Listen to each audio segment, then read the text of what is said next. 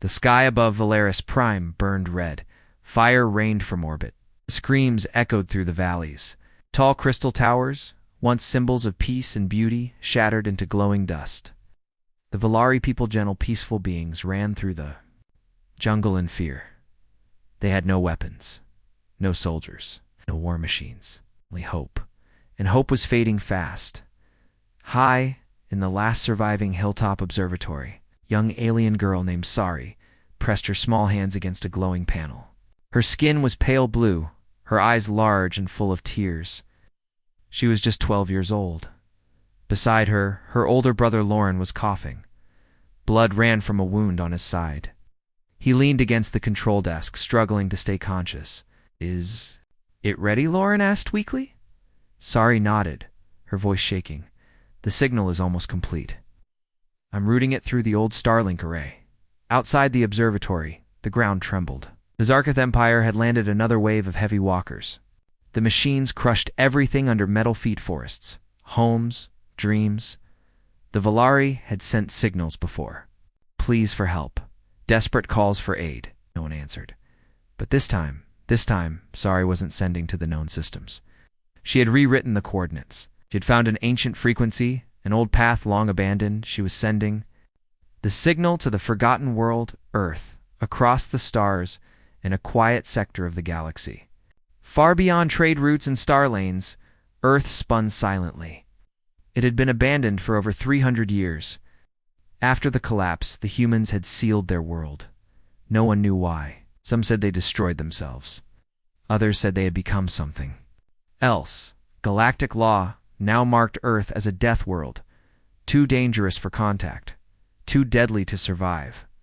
The very air was said to be poison, the wildlife mutated, the humans extinct. But Earth was not empty. Deep beneath the surface, inside a black mountain, an old listening station flickered to life. Lights blinked. Old servers hummed. Somewhere in the dark, a pair of eyes opened. The message, please. "Hear this. We are dying." The voice was soft, frightened. "A child. Our cities are gone. My parents are dead. They came from the sky. They're burning everything. We only wanted peace. We begged them to stop." The voice cracked with emotion. "My name is Sari Velen. I'm sending this message to anyone. Anywhere we don't. Want to die, please?" There was a pause. Static buzzed. Then the last words came. "Show them mercy, or show them fear." The message ended. The server processed the data. Coordinates locked. Signal origin confirmed, and far below the mountain. Deep in the ruins of old Chicago, a man stood from his chair, tall, broad-shouldered. His face was lined with old scars. His eyes cold and sharp. He smiled. The watcher, his name was Kane Voss. He was once a soldier, once human now. Something more, Kane lived alone. He hadn't spoken to anyone in years. Earth's last command left him here to guard what remained. To ensure that if the galaxy ever came back, they would remember why they left. He had heard many signals over the decades. Pirate calls, old broadcasts, alien noise, but never this. Never. A child begging for mercy. He looked up at the ceiling. Old metal groaned above him. Somewhere far above, the stars burned. Kane walked across the room and opened a steel locker. Inside lay a suit of black armor, still gleaming after all this time. Beside it, a long, heavy rifle. He touched the weapon gently. "It's been a while," he said quietly. Back on Valaris Prime, Sari pulled her brother's body toward the stairs. The observatory shook. The machines were close. "Come on, Lauren. We have to go," she whispered, crying, but Lauren didn't move. His eyes were open, but the light was gone. She stopped. She couldn't cry anymore. She turned back to the console. The signal had gone. It was done, sent into the black. "Please," she whispered to the stars. "Let someone hear us." A deep boom shook the walls. The ceiling cracked. Flames poured into the room. Sari closed her eyes. Somewhere far away in Earth's orbital graveyard, a satellite turned slowly. Its dish shifted. A light blinked. The signal had been received. The satellite powered a single channel. The frequency shot down to Earth. In the Black Mountain, Kane stepped into his armor. He locked the final piece into place and looked in the mirror. His eyes had once been blue. Now they glowed amber. His voice came out like gravel. They asked for mercy. He loaded his rifle. Let's show them Deathworld justice. Final scene. First Mauvais ship, long hidden under desert sands, began to rise. Dust spiraled into the air. Engines roared. The Ravager had not flown in a century. Now its systems blinked awake. Red lights, targeting scanners. Fusion drive game. Stepped onto the ramp. Behind him, 3 others emerged from the shadows. Other Deathworlders. Veterans, monsters, survivors. One of them, a tall woman with silver eyes, looked at him. Where are we going? Kane didn't smile. We're answering. A call. The ship blasted into the sky. Dark clouds rolled over Earth's broken sky, beneath the ash-choked sun. The Ravager cut through the atmosphere like a blade. Black and angular, the ship had once been feared across 100 systems. Now it rose. Again born from the Deadlands. Inside the ship's cold steel halls, Kane stood silent. He stared at a holoscreen showing a burning planet. Valaris Prime, fires lit the forests. Smoke curled over shattered cities. Kane watched without blinking. Behind him, footsteps echoed. A tall woman entered the room. Her name was Reese Kayla, combat medic, sniper, and one of the last survivors of the Deathworlder project. Her silver eyes reflected the light like polished knives. So, she said, you really believe it's worth it, helping them? Kane didn't look away from the screen. They didn't ask for help. They begged for mercy. Reese scoffed, and we're the mercy. Kane turned to her. No, we're the memory. The squad in the ship's war room. 4 soldiers sat around a black table. The room was dim, lit only by glowing data panels. Old battle scars marked the walls, bullet holes, burn lines, dried blood. Kane, Voss, leader, strategist, ruthless, Reese Kale, sniper, medic, ice cold, Juno Mar, demolitions. Big, loud, unpredictable, Lex Rook, hacker, quiet. Haunted Juno leaned back in his chair, chewing on a protein bar. So we're going to save some blue aliens from space Nazis? Sounds fun. Didn't smile. You didn't hear the signal. Juno raised an eyebrow. I don't need to. I follow orders. Kane placed a small cube on the table. A hologram flickered to Litha. Face of sorry, crying, bleeding, whispering for help. The room went quiet. I heard this once before, Kane said. Long time ago. Same voice. Different planet. Back then, no one came. Reese frowned. You mean Earth? Kane nodded slowly. Yes. Memory of Ash. Flashback. Year. 2786. Location. Earth. During the collapse. Kane walked through a ruined city. Buildings burned. Civilians screamed. Ships left the atmosphere, carrying politicians, scientists. Billionaires are the ones who could afford to escape. The rest were left behind. Kane saw a child clinging to her mother's body, begging for someone to help. No one did. Back in the present. Kane's fists clenched. Never again, he whispered. Cirque, Empire. Orbit over Valaris aboard. The Zerkaith flagship Tyrannox. General Karis Dre stood before a screen showing Valaris' surface. Alien bodies lay in piles. Fires burned unchecked. Zarkith troops marched in brutal formation, black armor, red visors, no mercy. Karis sneered. Another world pacified. Another lesson taught. An officer stepped forward. Sir, we intercepted something strange. A transmission from the surface? Karis raised an eyebrow. From whom a child sent a distress call, but not to us. To a dead sector. The officer touched a control panel. A pause. Then static. Then please, show them mercy. Or show them fear. Karis laughed darkly. Foolish. No one will come. Earth's response inside the Ravager's command deck. The crew prepared. Target, Valaris Prime arrival. 72 hours Lex, sat at a terminal. Scanning Zarketh databases. I've cracked their fleet movements, he said. They've already wiped out 3 other species in this sector. Kane stood behind him, and no one stopped them. No one dared. Kane narrowed his eyes. They've never faced humans, Reese added. They think Earth is dead. Juno grinned. Time to remind them who we are. The Deathworlders stepped into the ship's armory.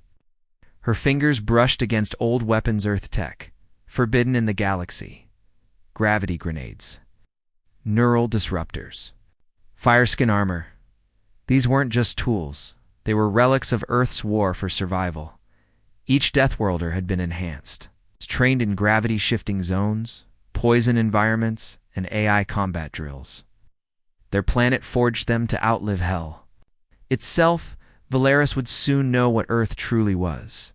Valaris underground back on Valaris. Moved through dark tunnels beneath the forest. Survivors gathered injured, starving, terrified. She held her brother's pendant in her hand. Lauren had given it to her before he died.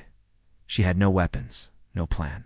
It's just the memory of the message she sent, and a question. Would anyone hear it? A warning from the past. Alex found something hidden in Zarketh code. A warning symbol buried old, blinking red. What is this? He asked. Reese leaned over. I've seen that mark before. It's from the old Earth Wars. Kane looked closer. His expression darkened. It's a Deathworld tag. What does that mean? Juno asked. It means the Zarkeths weren't just an empire, Kane said slowly. They were involved in Earth's fall. They helped destroy us. Everyone went silent. Now it was personal. Final scene. Deathworlders inbound in orbit. Zarketh ships patrolled Valaris space. Suddenly, one of them blinked off the radar. Then another. Then 5. Panic spread through the fleet. Who's attacking us? No known vessels. No known vessels. No ID. No W. The Ravager sliced through the blackness of space like a silent predator, its dark hull reflecting nothing, its engines whispering only vengeance. Inside, the air was thick with tension. Kane stood at the front observation deck, eyes locked on. The distant light of Valaris Prime. He didn't speak. He didn't need to. Behind him, Reese checked her sniper calibrations with robotic precision. Lex ran simulations and decoded alien transmissions in silence, and Juno practiced tossing grenades like they were juggling balls. This wasn't just another mission. It was a return to war, to the instincts they had buried deep after Earth's collapse. None of them knew exactly what they would find on Valaris, but they all felt the same thing clawing inside them. The hunger to settle an old score, the rage of being forgotten, the desire to make the galaxy fear Earth again, back on Valaris. Sari crouched behind a broken pillar in a crumbling temple, the last few survivors huddled beside her. Outside, Zarketh troops marched past, faceless, cruel, mechanical. The ground shook with each step. Sari clutched the pendant around her neck, her brother's final gift, and kept her breath still. She remembered the message she sent into space. Remembered the stories Lauren used to tell her of the old races, the warrior worlds, and the whispers of the humans. Ghosts from a cursed planet. Her heart wanted to believe they had heard her, but her mind told her it was too late. Every day, she saw fewer faces. Every hour, she saw more flame. Still, she watched the sky. The Zarketh general, Karastray, stood. Aboard his dreadnought with a smile stretched across his gray-scarred face. He had crushed rebellions, burned planets, broken empires. Valaris was just another feather in his crown. He looked out over the fleet's positions, satisfied that resistance had ended. Nothing comes back from Deathworlds, he muttered. To himself, mocking the idea that Earth might rise again. But then a red warning light flashed across his screen. An anomaly. Ship, unidentified, no registry, had dropped out of hyperspace fast, silent, armed. One by one, his outer patrol ships vanished. Dre leaned forward, eyes narrowing. He knew that name, the Ravager. And in that moment, for the first time in years, General Karis Dre felt fear. The night sky over Valaris Prime split open as a Thunderous boom echoed through the upper atmosphere. A fire trail blazed down toward the surface, brighter than any falling star. Hidden in the ruins of the jungle temple, Sari and the others looked up in awe and fear. The air around them buzzed. With strange static energy, animals fled. Trees bent unnaturally. Something was arriving, something not of this world. But unlike the Zarketh dropships, this was fast, sharp, and deadly quiet. No sirens, no warnings, just a sudden pulsing presence in the sky, and a heat in the wind that made the skin prickle. A few of the elder Valari dropped to their knees, whispering old prayers. Sari did not kneel. She stood, heart pounding, eyes wide. The signal had been answered. In the deep jungle, far from the last settlements, a sleek pod smashed into the ground with a controlled fury. Trees exploded. Earth trembled. Smoke hissed from its surface as the hatch slowly unsealed. A figure stepped out tall, armored head to toe in black metal that shimmered like oil. Kane took his first step onto Valeris's prime, and with it, Earth returned to the galaxy. Behind him, Juno crashed down in his own pod, laughing as he leaped. Into a clearing with two massive plasma cannons, Reese landed silently, already hidden in the trees, sniper rifle drawn. Lex dropped next, cloaked by shadows and electronic static, his neural implants scanning the area. The team moved with practiced precision, no words needed. Their mission was simple: locate survivors, assess the enemy, and remind the stars why. Earth was once feared. Karastray watched the feeds in disbelief. His command post showed flashes cameras shorting out, soldiers disappearing mid-patrol, heat signatures vanishing like snuffed flames. The Deathworlders were not attacking like an army. They were hunting like predators. One by one, patrols lost contact. Whole squads went dark. "What is this?" he shouted. "Where is the enemy fleet? Where are their ships?" His officers scrambled for answers, but there were none. No fleets, no transmissions, no demands, just a handful of nightmares walking through his empire like ghosts, turning his men into corpses without a sound. Then a new message appeared on every Zarketh terminal, typed in old Earth military code. "We have arrived." The jungle around the survivors was alive with strange noises, but none of them came from animals anymore. Sari moved cautiously, her every step muffled by soft moss and broken branches. Her eyes scanned the thick shadows, searching for any sign of the Deathworlders who had landed hours ago.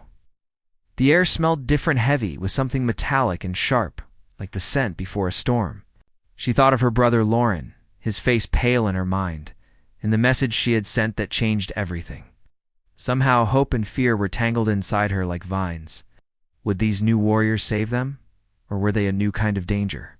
As the sun dipped behind the mountains, painting the sky blood red, Sari heard a distant rumble, not from the Zarketh walkers, but something deeper, stronger, moving through the trees. Her heart raced. Whatever it was coming closer. And it wasn't alone. Deep within the metal belly of the Ravager, Kane stood over a holomap that flickered with movement. What? His fingers traced the shapes of Valeris Prime's shattered cities. In burning forests, highlighting pockets where survivors still clung to life, round him, his team prepared quietly, the tension in the air, thick enough to cut with a blade. Kane's mind was sharp, every instinct tuned to danger, but beneath his hard exterior, memories of Earth's fall, whispered warnings. This mission was not just about mercy, it was about survival and revenge. Reese checked her weapons one last time, her silver eyes meeting Kane's with steady calm. Lex's fingers danced over his console, pulling enemy data from dark corners of the galaxy. Juno grinned, eager to fight. They were ready to show Valeris that Earth was not a forgotten world, that death was only the beginning of a new kind of war. On the Zarketh flagship, General Karis Dre paced like a caged beast. The losses were mounting faster than he expected. His soldiers were skilled killers, but they were unprepared for this kind of enemy, silent, relentless, and deadly precise. Each time he sent a patrol to investigate, they returned with static, or nothing at all. The cold message glowing on his command screen mocked him. "We have arrived." His fury burned hotter than the plasma weapons at his side. He slammed a fist into the metal table, demanding answers, but his officers could only shake their heads. Karras knew the galaxy was watching, and if the Deathworlders succeeded here, his empire would fall. Yet the question haunted him. What were these warriors truly capable of? Why had Earth sent them now, after centuries of silence? The answer was coming. It would change everything. The forest was thick with shadows and silence, but that stillness was broken by the soft crackle of footsteps moving through underbrush. Sari stayed close to the others, feeling the weight of every breath and heartbeat. The Deathworlders were here, and with them came a strange hope that pulsed like a quiet fire inside her chest. She remembered her brother's words before he died, the promise that someone would come. Now that promise was real, but the enemy was still near. The Zarkith troops had grown reckless, hunting survivors with brutal precision. Sari's small group hid in caves and beneath ancient ruins, listening for the distant, terrifying sound of mechanical walkers, yet beneath her fear she felt the stirrings of courage. If the Deathworlders had come for mercy, they would fight. Like the Earth warriors of legend, relentless, deadly, and unstoppable. Inside the Ravagers' command center, Kane stood before a giant screen, tracing the paths of enemy patrols with cold calculation. He was a man carved from years of war, each line on his face telling stories of pain and loss. He remembered Earth, its fall, its fire, its silence, and knew this mission was more than survival. It was a chance for revenge, a chance to show the galaxy that Earth's shadows still loomed large. Reese approached silently, her voice low but firm. "They're sending reinforcements," she said, eyes fixed on the data streams. Kane nodded, knowing time was running out. "Then we strike first," he said. Juno loaded his weapons, cracking his knuckles with a grin. Lex's fingers flew over his console, breaking through enemy codes. The team moved like a well-oiled machine, ready to remind Valeris and the Zarketh Empire why the Deathworlders were feared above all, far above. The Zarketh flagship trembled under the weight of the unseen threat. General Karras stared at the blinking red warnings and lost communications with growing anger. His soldiers were disappearing without a trace, and his carefully built empire felt like it was crumbling from the inside. The message, glowing on his screen, was clear and mocking. "We have arrived." Clenched his fists and gave a command that was equal parts desperation and fury. "Find them, destroy them, leave nothing alive." Yet beneath his rage, a cold fear gripped him. This was no ordinary fight. The Deathworlders were not just soldiers. They were legends born from a world that had survived hell itself. And if they had come for Valeris Prime, then the galaxy was about to witness a war unlike any other. The jungle was alive with distant echoes of battle, but closer to the survivors, silence weighed heavy like a stone. Sari moved carefully through the undergrowth, her heart pounding with every rustle. She could feel the presence of the Deathworlders strong, dangerous but protectors. They had arrived just as she had hoped, yet she knew the fight was far from over. The Zarketh forces were ruthless, pushing deeper into the forest, searching for every last Valari to crush. But something was changing. The ground shook with a new kind of power. Trees bent away as if scared, and strange lights flickered behind the leaves. Sari's eyes lifted to the sky, searching for the source. The Deathworlders were not just soldiers. They were the fury of a lost world, coming to burn the invaders from Valeris once and for all. Inside the Ravager, Kane's mind raced with strategy and memories. Each mission brought ghost faces of those lost, battles fought, and forgotten. But this was different. This was a chance to redeem a planet, a people, and himself. He watched the live feeds from the surface Arketh walkers burning villages, Deathworlder squads striking with deadly precision. Reese's sniper shot echoed through the cums, precise and deadly. Lex's hacking tore through enemy communications, turning the Zarketh confusion into chaos.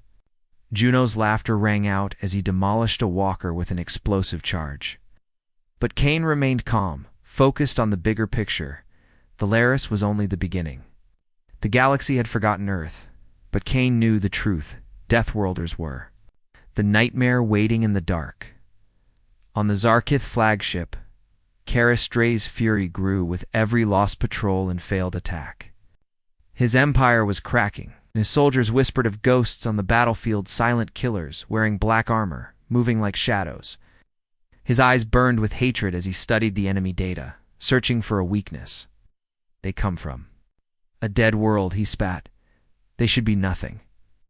But deep down, he knew Earth was different. The Deathworlders were more than myth. They were the last hope of a planet thought destroyed, and now they were the hunters. He slammed his fist down, barking orders to hunt the invaders mercilessly. The war was no longer about conquest, it was survival, and Karis Dray would fight to the death to keep his empire alive. The sky burned with fire as explosions lit the night. The final battle had begun. Sari stood among the last survivors, her hands trembling, but her spirit unbroken. Grounder. The forest cracked with the sound of gunfire and alien screams. The Deathworlders moved like ghosts, silent, deadly, unstoppable. Kane led the charge, his eyes fierce as he cut through Zarkath lines, each step a promise of revenge. Reese's sniper rifle sang cold death from the treetops, picking off enemies before they could see her. Juno's laughter thundered through the chaos as he set charges that turned enemy armor to molten slag. Lex's fingers flew over his controls, scrambling enemy systems, turning their own weapons against them. The air was thick with smoke and hope, the hope that this war would end. That Valeris could live, and that Earth's fury had returned to the stars.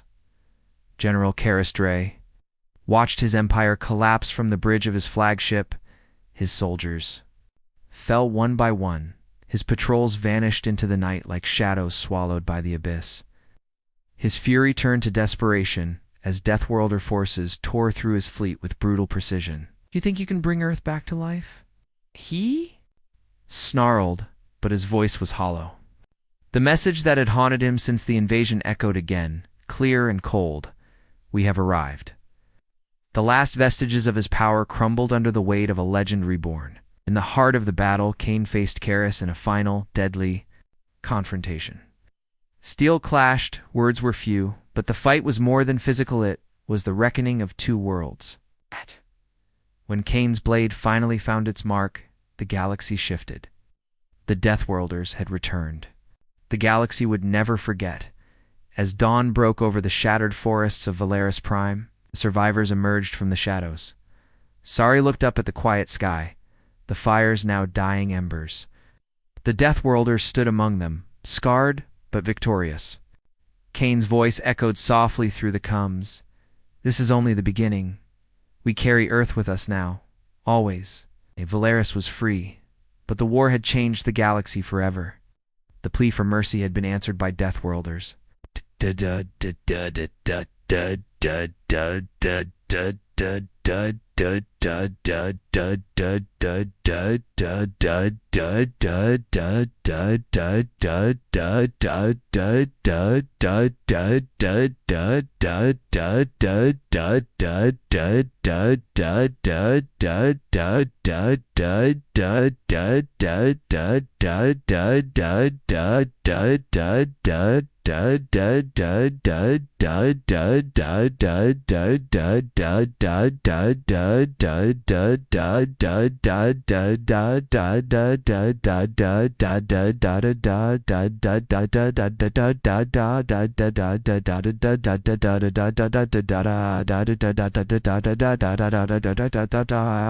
From that day forward, no one would dare forget the wrath of a planet that had once been called dead. Earth was alive, and its shadows stretched across the stars.